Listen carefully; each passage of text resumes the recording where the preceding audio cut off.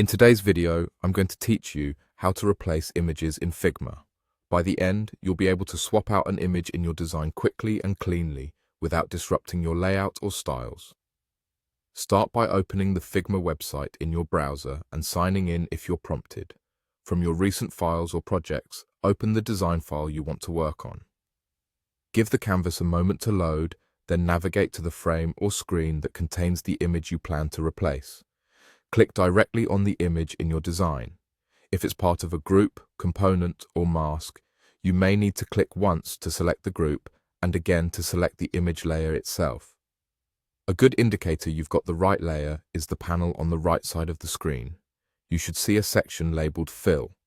That means you're looking at the fills applied to the selected layer.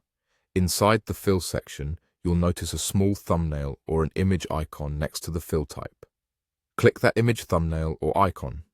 This opens the image settings, which is where you can replace the current image. Look for the option to choose a new file, then browse your computer to locate the image you want to use. Select it and confirm. Figma will swap the new image into the existing layer, preserving the size, position, corner radius, effects, and any masks that were already applied. After the image updates, check how it sits within the frame or mask. In the Fill panel, you can adjust how the image is displayed, commonly using Fill or Fit, so it either covers the area edge to edge or fits entirely within it without cropping. If the image looks stretched or cropped unexpectedly, try switching between these options or nudging the image position within its bounds until it looks right. A few quick tips to keep your design looking sharp. Choose an image with a similar aspect ratio to the original to avoid distortion. Use a sufficiently high resolution so it doesn't appear blurry, and make sure the new image aligns with the visual style of the rest of your design. If the image lives inside a component, replacing it at the component level ensures consistency wherever that component appears.